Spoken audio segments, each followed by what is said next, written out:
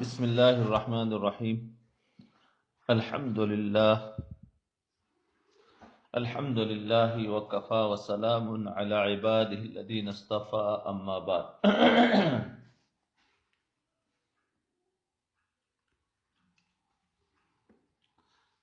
دیکھو وہ اسباب جن سے صحابہ کرام کی مدد ہوئی، اس میں ایک تو تھا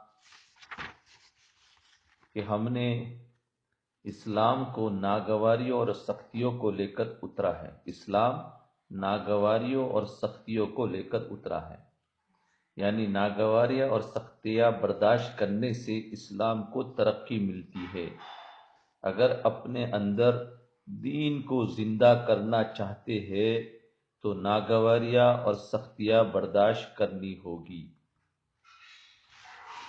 اس کے بغیر نہ دین زندہ ہوتا ہے نہ دین باقی رہتا ہے۔ ہاں، پھر ظاہر کے خلاف اللہ کے حکم کو پورا کرنا، ظاہر کے خلاف یعنی ظاہر میں کامیابی نظر نہیں آ رہی ہے۔ جیسے صحابہ کرام نے فرمایا، ہمیں غزوہ بدر کے موقع پر ایسا لگ رہا تھا کہ ہم موت کے لیے جا رہے، لیکن اللہ تعالیٰ نے ہماری مدد فرمائی اور کفر کو شکست عطا فرمائی۔ ہمیں ہجرت کے وقت مکہ چھوڑنا ہمارے لیے بہت بھاری پڑ رہا تھا، لیکن ظاہر کے خلاف ہم نے حکم کو پورا کیا ہے تو اللہ کی مدد ہوئی۔ تیسرا سبب جو تھا اللہ کی مدد کا، وہ توکل تھا۔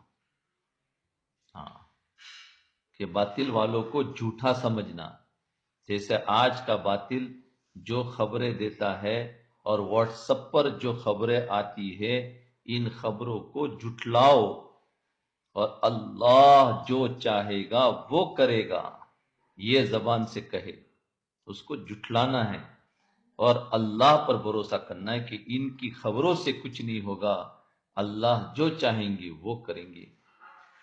اس پر بھی قصہ وہ ہو گیا کہ حضرت علی رضی اللہ تعالیٰ عنہ کو ایک آدمی ملا، اس نے کہا اس وقت میں آپ نہ جائے، اور دوسرے وقت میں جائیں گے تو آپ کو کامیابی ملے گی، اس وقت میں ناکامی ملے گی۔ حضرت علی رضی اللہ عنہ نے فرمایا، نہیں، میں اسی وقت میں جاؤں جس میں تو منع کر رہا، اور اسی وقت میں گئے، اللہ نے ان کو کامیابی عطا فرمائی۔ اور پھر کہنے لگے کہ دیکھو، اگر ہم اس کی بات مان لیتے تھے اور اسی وقت ہم آتے تھے جس سب کو کہا تھا اور پھر ہم کو کامیابی ملتی تھی تو ہمارا ایمان خراب ہوتا تھا، ہم یہ سمجھتے تھے کہ ان کے کہنے سے تو ہم اسی کو نعوذ باللہ کرنے والا سمجھتے تھے، حالانکہ کرنے والا اللہ ہے۔ اور ہم نے اس کی بات کو جھٹلایا اور نکل کر دوسرے وقت میں جب کیا ہے تو اللہ پر ہمارا نظر چلے گی، اللہ نے کیا۔ اب جن اعمال سے عزت دی ہے ان اعمال سے عزت تلاش کرنا، اس پر بات ہے، سن آگے۔ حضرت طارق بن شہاب رحمت اللہ علیہ کہتے ہیں، حضرت ابو عبیدہ بن جراح رضی اللہ عنہ ہمارے ساتھ ملک شام میں تھے۔ حضرت عمر بن خطاب رضی اللہ عنہ وہاں تشریف لائے تھے۔ حضرت عمر رضی اللہ عنہ کے ساتھ اور صحابہ بھی چل رہے تھے۔ چلتے چلتے راستے میں پانی کا ایک گھاٹ آ گیا۔ حضرت عمر اپنی اٹھنی پر سوار تھے، وہ اٹھنی سے نیچے اترے اور موزے اتار کر اپنے کندھے پر رکھ لیے۔ اٹھنی سے نیچے اترے، موزے اتار کر اپنے کندھے پر رکھ لیے اور اپنی اٹھنی کی نکیل پکڑ کر، رسی پکڑ کر گھاٹ میں سے گزرنے لگے۔ تو حضرت ابو عبیدہ رضی اللہ عنہ نے عرض کیا، یا امیر المومنین، آپ یہ کیا کر رہے ہیں؟ موزے اتار کر کندھے پر رکھ لیے، اب ظاہر بات ہے کندھے پر رکھے تو کتنا ذرا عیبدار معلوم ہوتا ہے، جیسا آج کل تو کیا کہ ارے ایسا ہم کریں گے تو لوگ کیا سمجھیں گے، یہ ہے، یہ جو لوگ کیا سمجھیں گے، اگر ہم یوں پہنیں گے تو یہ کیا سمجھیں گے۔ تو دیکھو حضرت عمر رضی اللہ تعالیٰ عنہ نے کیا کیا، ابو عبیدہ بن جراح رضی اللہ عنہ ہمارے ساتھ ملک شام میں تھے، حضرت عمر رضی اللہ عنہ وہاں تشریف لائے تھے، حضرت عمر کے ساتھ اور صحابہ بھی چل رہے تھے۔ چلتے چلتے چلتے چلتے راستے میں، اچھا پڑھو راستے میں پانی کا ایک گھاٹ آ گیا، پانی. تو حضرت عمر اپنی اونٹنی پر سوار تھے، وہ اونٹنی سے نیچے اترے، موزے اتار کر اپنے کندھے پر رکھ لیے اور اپنی اونٹنی کی نکل پکڑ کر اس گھاٹ میں سے گزرنے لگے، اس پانی میں سے. تو حضرت ابو عبیدہ رضی اللہ عنہ نے عرض کیا، امیر المومنین آپ یہ کیا کر رہے کہ موزے اتار کر کندھے پر رکھ لیے ہیں اور اونٹنی کی نکیل پکڑ کر اس گھاٹ میں سے گزرنے لگے. حالانکہ اونٹ پر سوار کے ساتھ بھی جا سکتے تھے، اور وہ تو خود اتر گئے، موزے بھی اتار دیے، اونٹنی کی نکیل پکڑ لی اور جا رہے ہیں. تو یہ تھوڑا سا ایک عجیب سا لگ رہا تھا، بے ڈھنگا بظاہر ہماری سوچ کے حساب سے گزرنے لگے. مجھے اس بات سے بالکل خوشی نہیں ہوگی کہ شہر والے آپ کو اس حال میں دیکھیں. کیا کہنے لگے ان کے ساتھی کہ مجھے اس بات سے بالکل خوشی نہیں ہوگی کہ شہر والے آپ کو اس حال میں دیکھے کہ موزے اتار کر کندھے پر لٹکائے ہوئے ہیں، اونٹنی سے نیچے اترے ہوئے ہیں اور آپ گھاٹ میں سے گزر رہے ہیں اور اونٹنی پر سوار بھی. تو مجھے اچھا نہیں لگ رہا، اور گاؤں والے بھی، شہر والے بھی آپ کو دیکھے تو اچھا نہیں. حضرت عمر رضی اللہ عنہ فرمائے، اوہ ہو، کیا فرمانے لگے، اوہ ہو اے عبیدہ، اے ابو عبیدہ، اگر آپ کے علاوہ کوئی اور یہ بات کہتا تو میں اسے ایسی سخت سزا دیتا جس سے حضرت محمد صلی اللہ علیہ وسلم کی ساری امت کو عبرت ہوتی تھی. سنا؟ آج ہم دیکھے تو ذرا سا آج اسی میں تو ہم مر گئے ہیں کہ بھائی یہ ایسا ہونا چاہیے اور یہ ایسا ہونا چاہیے. اور یہاں حضرت عمر تو جوتے اتار کر تو موزے، یہاں سے موزے سے مراد چمڑے کے موزے ہوں گے ان کے، تو چمڑے کے موزے وہ بھی کندھے پر لٹے، ایک تو بیگ میں رکھ دیتے، اٹھنی پر رکھ دیتے، کہیں اور باندھ دیتے، وہ کندھے پر رکھ لے تو ذرا اور زیادہ کارٹون بن جاتے ہیں، جس کو ہم کہتے ہیں نا کارٹون.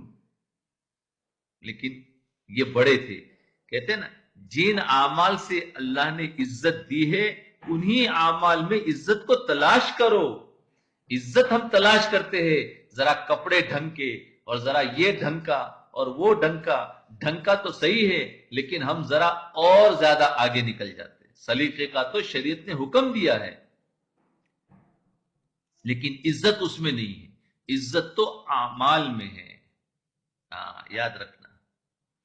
تو وہ کہہ رہے تھے کہ اگر کوئی اور یہ بات کہتا تو میں اس کے سخت سزا دیتا، جس سے حضرت محمد صلی اللہ علیہ وسلم کی ساری امت کو عبرت ہوتی. ہم تو سب سے زیادہ ذلیل قوم تھے. پھر کیا کہنے لگے، ہم تو سب سے زیادہ ذلیل قوم تھی. اللہ نے ہمیں اسلام کے ذریعے عزت عطا فرمائی. اب جس اسلام کے ذریعے اللہ نے ہمیں عزت عطا فرمائی ہے، ہم جب بھی اس کے علاوہ کسی اور چیز سے عزت حاصل کرنا چاہیں گے تو اللہ تعالیٰ ہمیں ذلیل کر دیں گے. سن لو اس جملے کو، اس جملے کو لکھ لو اپنے بورڈ پر کہ ہم اس کے علاوہ اور کسی چیز سے عزت حاصل کرنا چاہیں گے تو اللہ تعالیٰ ہمیں ذلیل کر دیں گے. یعنی دین کے اندر ہماری عزت ہے، دین کے علاوہ اور چیزوں میں عزت ڈھونڈنا چاہیں گے تو اللہ ہمیں ذلیل کر دیں گے. لیکن دین سے مراد وہ دین نہیں جس کو ہم دین کہتے ہیں. دین سے مراد رسول اللہ صلی اللہ علیہ وسلم جو دین لے کر آئے ہیں وہ پورا کا پورا مراد ہے. اس میں اٹھنا بیٹھنا کھانا پینا نماز روزہ معاملات اور دماغ کا استعمال ہر چیز آ گیا. تو وہ دین اگر آئے گا تو اس میں ہماری عزت ہے، اور اس کے علاوہ عزت چیزوں میں. اسی لیے آج دین نکل گیا ہے، اس لیے انسان پریشان حال ہے کہ میں عزت کو ایسا کروں گے تو شاید عزت مل جائے. اسی لیے آج کی دنیا فیشن نئی نئی چیزیں نکال رہی ہے. کیوں؟ عزت کے لیے، سکون کے لیے. کبھی یہ ماڈل جب پرانا ہو گیا تو کیا کرو، تو ذرا اچھا نہیں لگتا، اب نیا نکالو. یہ چیز پرانی ہوگی، بولے اس کو کیا بدل دو، تو وہ سکون کے لیے. حالانکہ اللہ تعالیٰ نے اطمینان اور سکون اور عزت اور طاقت اپنے دین کے اندر رکھی ہے، اور جو دین والے ہوتے ہیں وہ کبھی ان چیزوں کے پیچھے نہیں پڑتے. اسی لیے کہتے ہیں دین کو حاصل کر لو تو مال بھی بچے گا، وقت بھی بچے گا، اور اس کے علاوہ اللہ بھی راضی ہوں گے، اللہ کا رسول بھی راضی ہوگا۔ اللہ اکبر، عجیب۔ حضرت طارق بن شہاب رحمۃ اللہ علیہ کہتے ہیں جب حضرت عمر رضی اللہ عنہ شام پہنچے تو شام کے لشکر حضرت عمر کو ملنے کے لیے آئے۔ شام میں پہنچے تو شام کے لشکر حضرت عمر رضی اللہ عنہ کو ملنے کے لیے آئے۔ اب دیکھو حضرت عمر امیر المومنین ہیں اور وہ شام میں گئے، شام ملک شام جس کو سیریا کہتے ہیں آج کا زمانہ، اور وہاں پر حضرت عمر کو ملنے کے لیے لوگ، اس وقت حضرت عمر چادر باندھی ہوئی تھی اور موزے پہنے ہوئے تھے اور پگڑی باندھی ہوئی تھی۔ عمر نے رضی اللہ عنہ نے چادر باندھی ہوئی تھی، موزے پہنے ہوئے تھے، پگڑی باندھی ہوئی تھی، اور اپنے اونٹ کی نکیل پکڑ کر پانی میں سے گزر رہے تھے، پانی میں سے گزر رہے تھے۔ تو حضرت عمر رضی اللہ عنہ سے ایک آدمی نے کہا، یہ امیر المومنین، شام کے لشکر اور شام کے جرنل آپ سے ملنے کے لیے آئے ہیں، یعنی شام کے لشکر فوج اور ان کے جنرل اور کرنل ان کو ملنے کے لیے حضرت عمر رضی اللہ عنہ کو، اور حضرت عمر ایک خادم کی طرح اونٹ کی نکیر پکڑ کر چل رہے۔ دیکھو کیونکہ عزت وہ جانتے تھے کہ عزت تو اسلام میں ہے، اس چیزوں میں عزت تھوڑی ہے۔ اور آپ کا یہ حال ہے کہ حضرت عمر نے فرمایا یہ تو جنرل آپ سے ملنے کے لیے آئے ہیں اور آپ کا یہ حال ہے۔ حضرت عمر رضی اللہ عنہ نے فرمایا ہمیں اللہ تعالیٰ نے اسلام کے ذریعے سے عزت دی ہے، لہذا ہم اسلام کے علاوہ کسی اور چیز میں عزت تلاش نہیں کر سکتے۔ اللہ اکبر کبیرہ۔ یہ جو باتیں پڑھی گئی ہے اس پر ذرا غور کرو، بہت سوچنے کی، بہت بڑی بڑی باتیں ہیں، لیکن آپ تو خالی سن کر نکل جاتے ہوں گے۔ عجیب، آج ہمارا یہی حال ہے کہ ہم کسی اور چیز میں عزت، جب عزت آ جائے گی تو انسان کو کوئی ذلت لگے گی ہی نہیں، ہاں کوئی ذلت ہی نہیں لگے گی۔ ذلت لگتی اس وقت ہے جب اسلام نہیں ہوتا ہے۔ اس لیے حضرت عمر رضی اللہ تعالیٰ عنہ امیر المومنین ہیں، اونٹ کی نکیل پکڑ کر چل رہے ہیں، بڑے بڑے جنرل ان کو ملنے کے لیے آ رہے ہیں اور ان کو کچھ لگتا ہی نہیں ہے کہ اس میں بے عزتی کیا ہے، اور لوگ کہہ رہے ہیں اچھی چیز نہیں ہے۔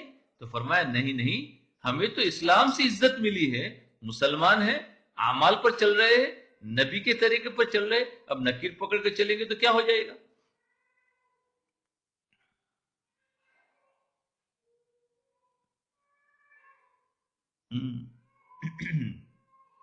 حضرت طارق بن شہاب دوسری روایت کہتے ہیں حضرت ابو عبیدہ بن جراح رضی اللہ عنہ نے حضرت عمر رضی اللہ عنہ کی خدمت میں عرض کیا، امیر المومنین آپ نے تو ایسا کام کر دیا ہے جو اس علاقے والوں کے نزدیک بہت بڑا، یعنی بڑے عیب والا ہے۔ ایک روایت میں عیب والا کام ہے، آپ نے اپنے موزے اتار دیے اور اپنی سواری سے نیچے اتر کر اس کی نکیل پکڑ رکھی ہے اور بے تکلف گھاٹ میں گھس گئے ہیں۔ حضرت عمر رضی اللہ عنہ نے حضرت ابو عبیدہ رضی اللہ عنہ کے سینے پر ہاتھ مار کر فرمایا، اوہو اے عبیدہ، کاش یہ بات تمہارے علاوہ کوئی اور کہتا، تمہاری تعداد لوگوں میں سب سے کم تھی اور تم لوگوں میں سب سے زیادہ ذلیل تھے، اللہ نے اسلام کے ذریعے تمہیں عزت عطا فرمائی، تو اب جب بھی تم اسلام کے علاوہ کسی اور چیز میں عزت تلاش کرو گے اللہ تمہیں ذلیل کر دیں گے، اللہ تمہیں ذلیل کر دیں گے۔ جی اللہ۔ حضرت ابو غالیہ شامی رحمت اللہ علیہ کہتے ہیں جب حضرت عمر بن خطاب رضی اللہ عنہ بیت المقدس کے راستے میں، بیت المقدس کے راستے میں جابیہ شہر میں پہنچے تو وہ ایک خاکی اونٹ پر سوار تھے، ان کے سر کا وہ حصہ دھوپ میں چمک رہا تھا جہاں سے بال اتر گئے تھے، ان کے سر پر نہ ٹوپی تھی نہ پگڑی، اور رکاب نہ ہونے کی وجہ، رکاب کہتے ہیں سواری پر جو پیر رکھنے کے لیے بنایا جاتا ہے، ایک لوہے کا ہوتا ہے، کیونکہ وہ تو اوپر ہوتے تھے اس لیے پیر لٹکے نہیں بلکہ اس پر رکھتے تھے، اس کو رکاب کہتے ہیں۔ رکاب نہ ہونے کی وجہ سے ان کے دونوں پاؤں کجاوے کی دونوں طرف ہل رہے تھے، رکاب بھی نہیں تھا، پیر ہل رہے تھے. امبجان شہر کی اونی چادر اونٹ پر ڈالی ہوئی تھی. جب اونٹ پر سوار ہوتے تو اسے اونٹ پر ڈال لیتے اور جب نیچے اترتے تو اسے بچھونا بنا لیتے. یہ ان کا بستر تھا. اور ان کا تھیلا، اور تھیلا کیا تھا؟ ان کی سٹکیس.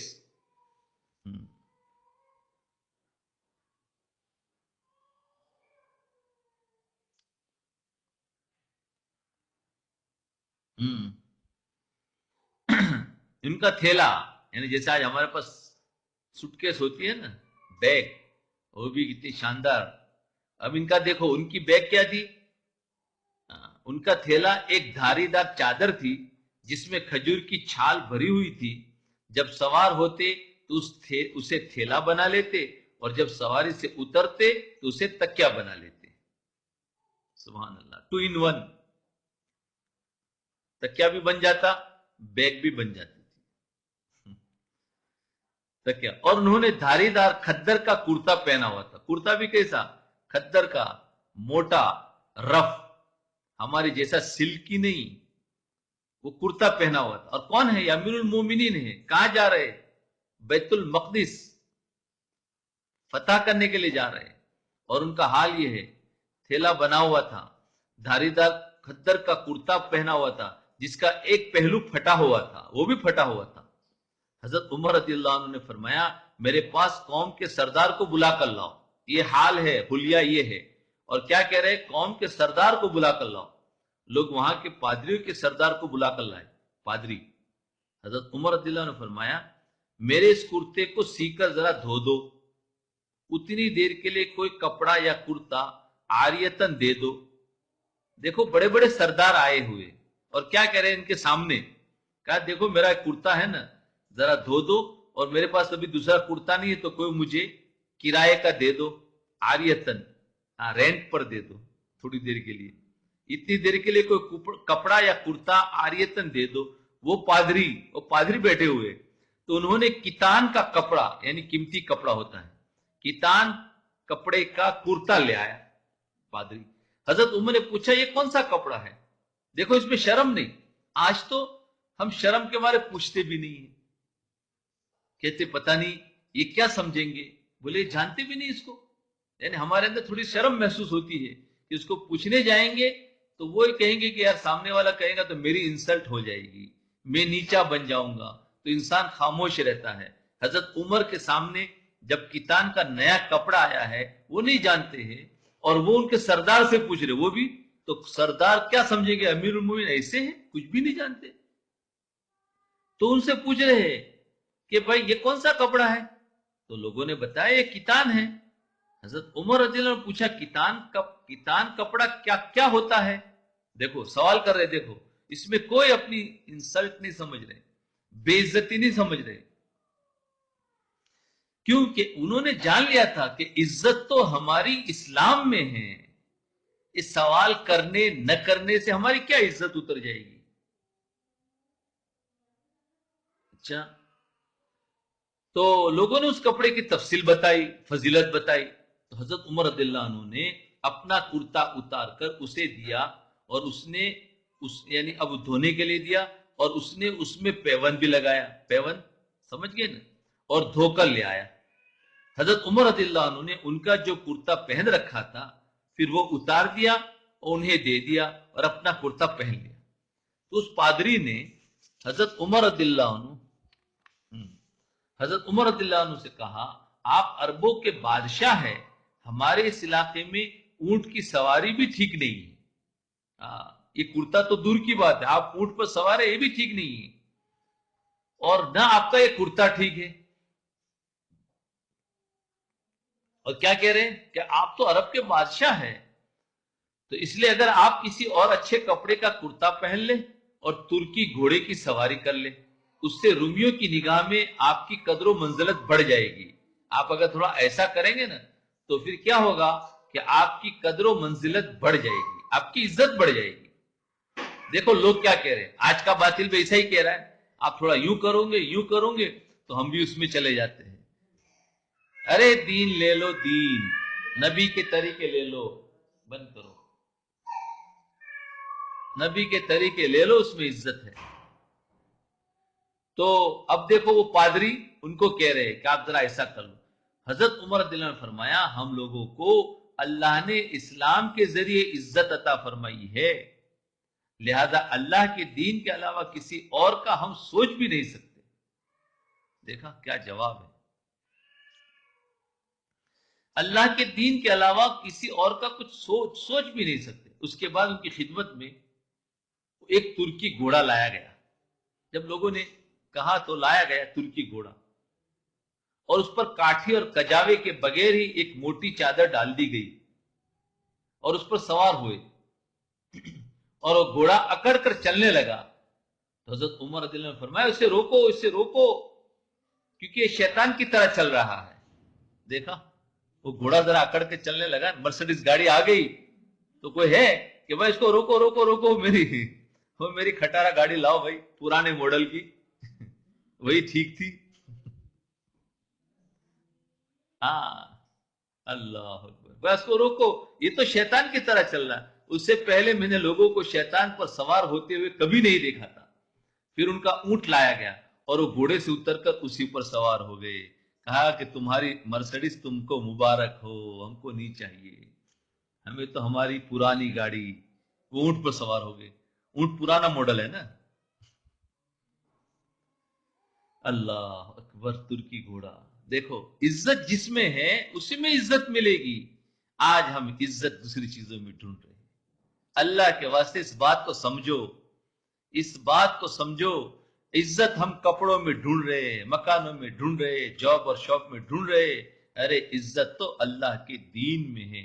دین کے ساتھ یہ چیز ہوگی تو نور علی نور ہے، اور دین ہے اور یہ چیزیں نہیں ہیں تو بھی انسان عزت والا ہے. یہ اس قصے میں یہ اصول نکلا کہ دیکھو سارے لوگ کیا کہہ رہے ہیں، ہر جگہ پر ان کو یہی کہا کہ امیر المومنین آپ ہیں اور آپ اس حال میں ہیں، کیا پیروں میں جوتے نہیں ہیں، موزے اتار دیے اور یہ حال ہے، کپڑا یہ ہے، گھوڑ سواری یہ ہے. ارے ارے ایسا تو نہیں ہے، اس میں عزت نہیں ملے گی. تو کیا کہنے لگے، ارے عزت تو ہمیں اسلام میں ملی ہے، اس کے علاوہ کہیں ڈھونڈیں گے تو اللہ ذلیل کر دے گا. آگے سنو، غلبہ اور عزت کی حالت میں بھی ذمیوں کی رعایت کرنا، اس کو کہتے ہیں یعنی اپنے ماتحت میں جو لوگ ہیں ان لوگوں پر ہمارا کنٹرول ہونے کے باوجود بھی انصاف کے ساتھ چلنا، ظلم نہیں کرنا. جیسے مرد ہے، بیوی کا کنٹرول اس کے ہاتھ میں ہے تو پھر بھی اس کو عزت دینا اور اس کے ساتھ انصاف کرنا. اور اپنے ساتھ میں جو ورکر ہوتے ہیں ہم ورکروں کو جو چاہے سزا دے اس کے باوجود بھی اس پر کنٹرول کرنا اور ان کے ساتھ انصاف کرنا. ایسے استاد ہے، اپنے شاگرد اس کے کنٹرول میں ہوتے ہیں، وہ جو چاہے وہ کچھ نہیں کہنے والے، لیکن اس کے باوجود بھی ان کی رعایت رکھنا، یہ اصول نکلتا ہے. دیکھو ذمی وہ کافر ہوتے تھے جو ٹیکس دیتے تھے، مسلمان لوگوں کے ماتحتی میں ہوتے تھے. تو فرمایا غلبہ اور عزت کی حالت میں بھی ان ذمیوں کو وہ ذمیوں کی رعایت رکھتے تھے، ان کے حقوق ادا کرتے تھے. یہ اصول سمجھو، اب بات سمجھ میں آئے گی. حضرت ابو نہیک حضرت عبداللہ بن حنزلہ رحمۃ اللہ علیہ کہتے ہیں ہم ایک لشکر میں حضرت سلمان رضی اللہ عنہ کے ساتھ تھے. ایک آدمی نے سورہ مریم پڑھی تو دوسرے آدمی نے حضرت مریم اور ان کے بیٹے حضرت عیسیٰ علیہ السلام کو برا بلا کہا. تو دوسرے نے حضرت مریم اور ان کے بیٹے حضرت عیسیٰ علیہ السلام کو برا بلا کہا. بظاہر یہ آدمی یہودی ہوگا، ہم نے اسے مار مار کر لہو لہان کر دیا. جس انسان پر ظلم ہوتا تھا وہ جا کر حضرت سلمان رضی اللہ عنہ سے شکایت کیا کرتا تھا. چنانچہ اس آدمی نے بھی جا کر حضرت سلمان رضی اللہ عنہ سے شکایت کر دی. اس سے پہلے اس نے کبھی ان سے کوئی شکایت نہیں کی تھی. حضرت سلمان رضی اللہ عنہ ہمارے پاس تشریف لائے اور فرمایا تم نے اس آدمی کو کیوں مارا ہے؟ ہم نے کہا ہم نے سورہ مریم پڑھی تھی، اس نے حضرت مریم اور ان کے بیٹے کو برا بلا کہا علیہ السلام. انہوں نے فرمایا تم لوگوں نے انہیں سورہ مریم کیوں سنائی؟ تو انہوں نے کیا کہا، تم لوگوں نے انہیں سورہ مریم کیوں سنائی؟ کیا آپ لوگوں نے اللہ کا فرمان نہیں سنا؟ وَلَا تَسُبُّوا الَّذِينَ يَدْعُونَ مِن دُونِ اللَّهِ فَيَسُبُّوا اللَّهَ عَدُوًّا بِغَيْرِ علم، اور دشمنام مت دو، یعنی دوسروں کو برا بلا مت کہو ان کو جن کی یہ لوگ خدا کو چھوڑ کر عبادت کرتے ہیں، یعنی جو دوسرے لوگوں کے جو معبود ہے ان معبودوں کو تم برا بلا مت کہو، کیوں کہ پھر وہ برا جہل حد سے گزر کر اللہ تعالیٰ کی شان میں بھی گستاخی کریں گے۔ تم ان کے معبودوں کو برا بلا کہوں گے تو وہ پھر ہمارے اللہ کو بھی برا بلا کہیں گے، اس لیے فرمایا تم چپ رہو۔ دیکھو یہ اصول نکلا کہ انہوں نے کہہ دیا تھا تو اس کو مارا، تو کہا تم نے سورہ مریم کیوں سنائی؟ ان کے سامنے بات مت کرو، کسی غیر مسلم سے بھی بات کرنے کا انداز ہو تو اس کے معبودوں کی عزت رکھتے ہوئے اس کے ساتھ بات کرو، اس کے معبودوں کی ذلت اور اس کی ذلیل کر کے برا بلا کہہ کر اس کو بات کبھی بھی نہ دو، سمجھاؤ مت، دعوت مت دو۔ اے جماعت عرب، کیا آپ لوگوں کا مذہب سب سے زیادہ برا نہیں تھا؟ آپ لوگوں کا علاقہ سب سے برا نہیں تھا؟ کیا آپ لوگوں کی زندگی سب سے زیادہ بری نہیں تھی؟ یعنی وہ زمانے جاہلیت میں سب سے زیادہ برے تھے لوگ، مذہب بھی سب سے برا، علاقہ بھی سب سے برا، زندگی بھی سب سے بری، پھر اللہ تعالیٰ نے آپ لوگوں کو عزت دی، آپ لوگوں کو سب کچھ دیا۔ کیا آپ لوگ یہ چاہتے ہو کہ اللہ کی دی ہوئی عزت کی وجہ سے لوگوں کو پکڑ کرتے رہو؟ اللہ کی قسم یا تو آپ لوگ اس کام سے باز آ جاؤ، ورنہ جو کچھ آپ لوگوں کے ہاتھ میں ہے اللہ تعالیٰ اسے تم سے لے کر دوسروں کو دے دیں گے، یعنی ظلم مت کرو۔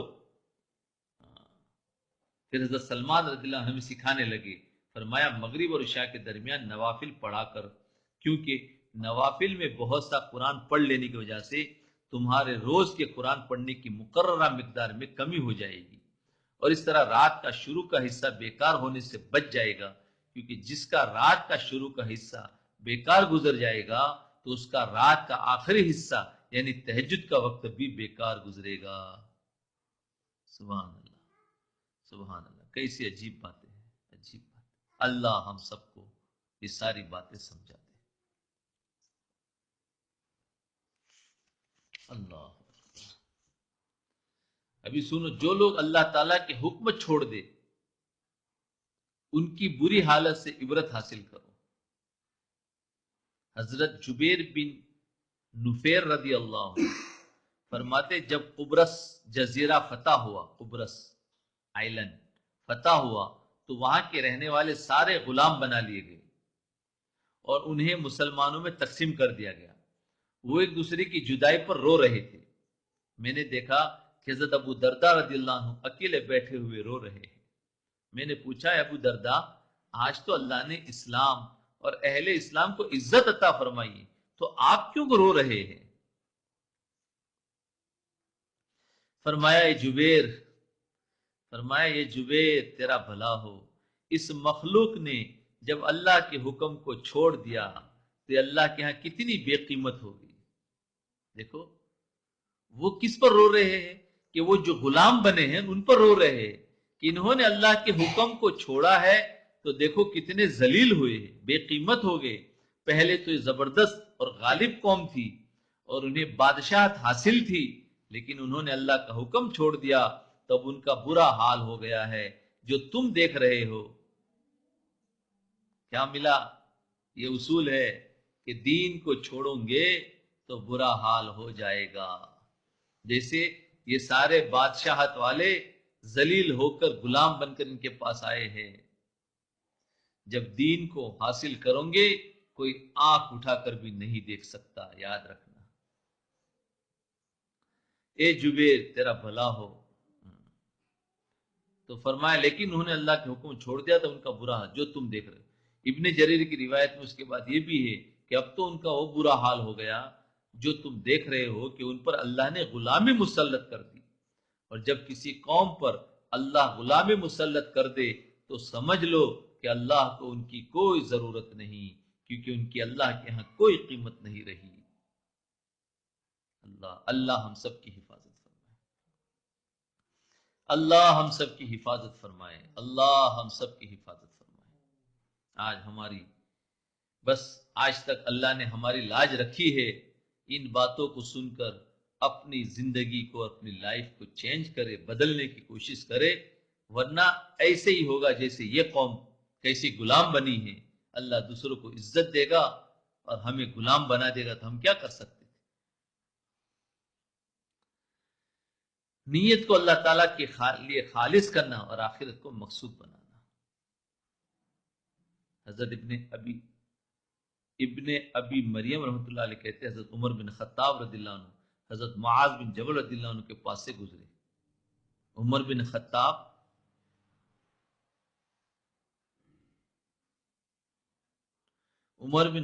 رضی اللہ عنہ معاذ بن جبل رضی اللہ عنہ کے پاس سے گزرے۔ بھائی سب کو آواز کٹ ہو رہی ہے، کسی بھی ایک کو؟ تو حضرت عمر رضی اللہ عنہ فرمایا اچھا نہیں، تو حضرت عمر رضی اللہ عنہ فرمایا وہ اعمال کون سے ہیں جن سے اس امت کے سارے کام ٹھیک رہتے ہیں؟ وہ اعمال کون سے ہیں کہ جن سے اس امت کے سارے کام ٹھیک رہتے ہیں؟ حضرت معاذ رضی اللہ عنہ نے کہا 3 اعمال ہے، سن لو،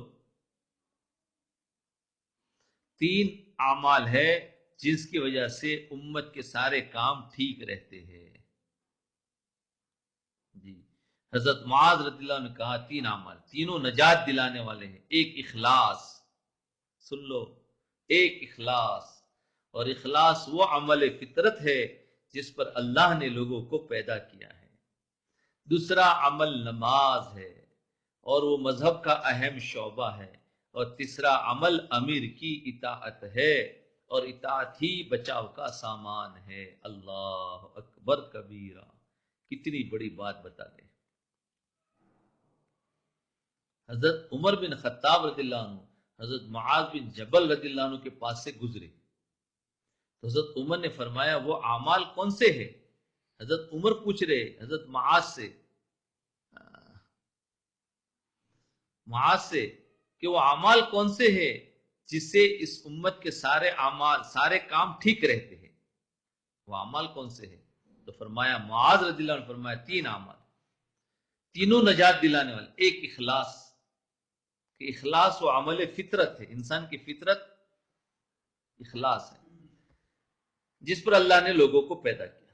دوسرا عمل نماز ہے اور وہ مذہب کا اہم شعبہ ہے، اور تیسرا عمل امیر کی اطاعت ہے اور اطاعت ہی بچاؤ کا سامان ہے۔ کیا مطلب؟ شیطان اور نفس سے بچاؤ کا سامان اطاعت ہی ہے،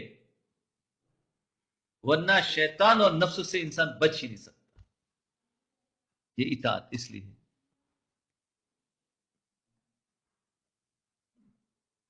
جی اور سنو، حضرت عمر رضی اللہ عنہ نے فرمایا آپ نے ٹھیک کہا۔ جب حضرت عمر رضی اللہ عنہ وہاں سے آگے چلے گئے تو حضرت معاذ رضی اللہ عنہ نے اپنے پاس بیٹھنے والوں سے فرمایا غور سے سنو۔ معاذ رضی اللہ عنہ نے اپنے پاس بیٹھنے والوں سے فرمایا غور سے سنو، یہ عمر آپ کا زمانہ بعد والوں کے زمانے سے بہتر ہے، کیونکہ آپ کے بعد امت میں اختلاف ہو جائے گا، اور سنو ابھی حضرت عمر بھی دنیا میں تھوڑا عرصہ ہی رہیں گے۔ حضرت معاذ فرما رہے ہیں کہ سن لو حضرت عمر کا زمانہ تو اچھا ہے، حضرت عمر کا زمانہ تو اچھا ہے۔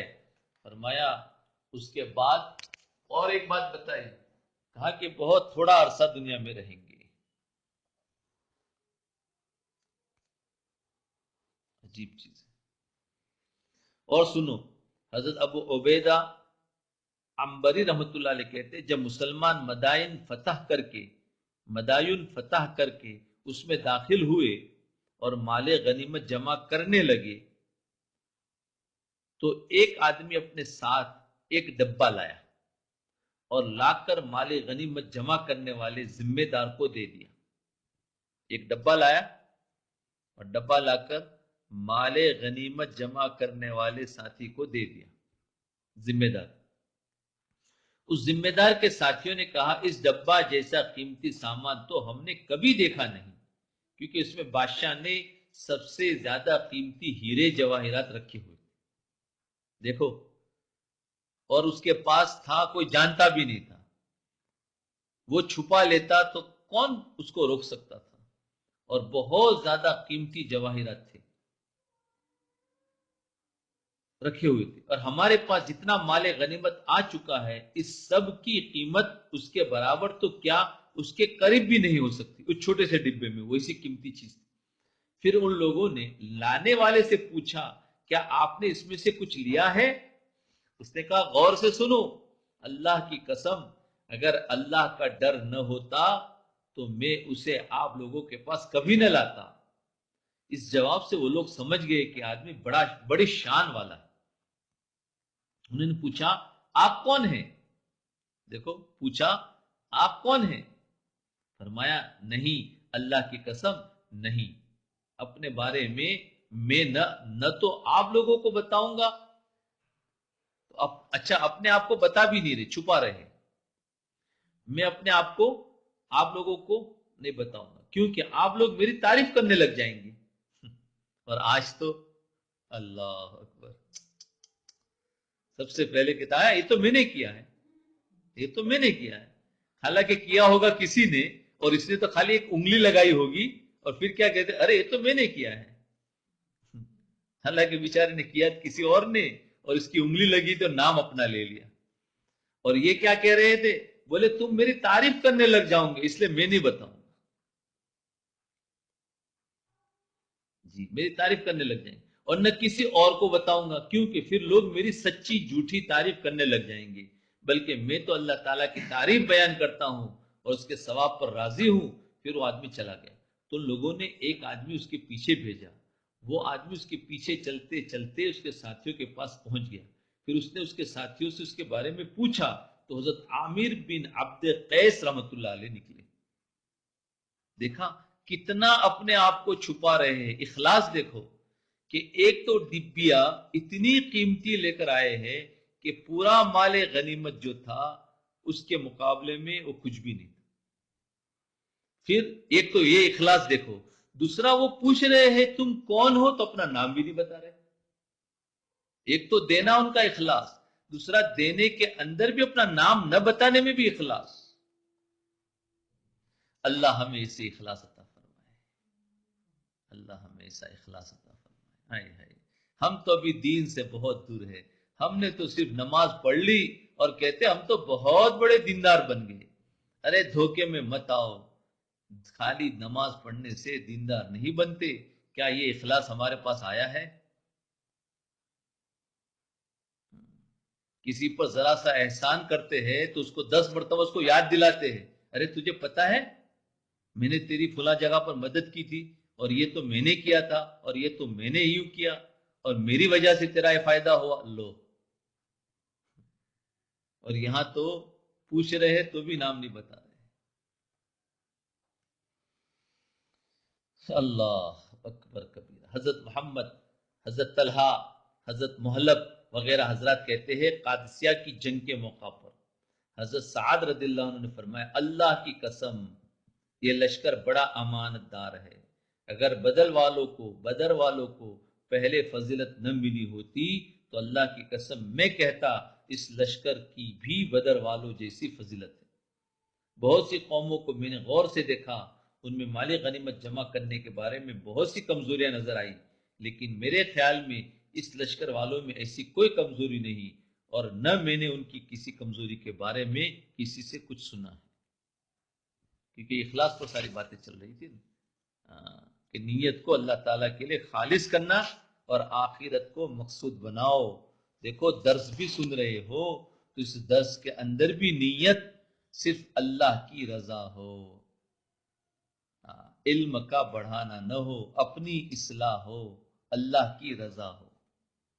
حضرت جابر بن عبداللہ رضی اللہ عنہ فرماتے ہیں اس اللہ کی قسم جس کے سوا کوئی معبود نہیں، قادسیہ والوں میں سے کسی کے بارے میں ہمیں اطلاع نہیں ملی کہ وہ آخرت کے ساتھ ساتھ دنیا بھی چاہتا ہو، البتہ ہمیں ہزاروں لشکر میں سے صرف 3 آدمی کے بارے میں شبہ ہوا کہ شاید یہ دنیا بھی چاہتے ہو۔ لیکن تحقیق کرنے پر وہ بھی امانت دار بڑے زاہد نکلے۔ وہ 3 حضرات یہ ہے، حضرت طلیحہ بن خویلد، حضرت عمرو بن معدی کرب، حضرت قیس بن مقسوم رضی اللہ عنہم۔ بس آج یہاں تک رکھے۔ بڑی عجیب بات ہے، اس کو بار بار پڑھے اور سمجھے، کہ کبھی میں نے سبق پڑھا دیا ہے تو آپ کو سمجھنا آسان ہوگا، اور اس پر تھوڑا ایک ایک لائن پر غور کرے، اپنے آپ کو سوچے کہ کیا کہنا چاہتے ہیں ہم سے، یوں سوچے ہم کو کیا کہنا چاہتے ہیں، ذرا اس کو اپنے آپ کو پڑھے۔ یہ تو آپ لوگوں کی برکت سے اللہ نے مجھے بھی سمجھا دیا، اب ہماری برکت سے اللہ آپ کو سمجھا دے گا۔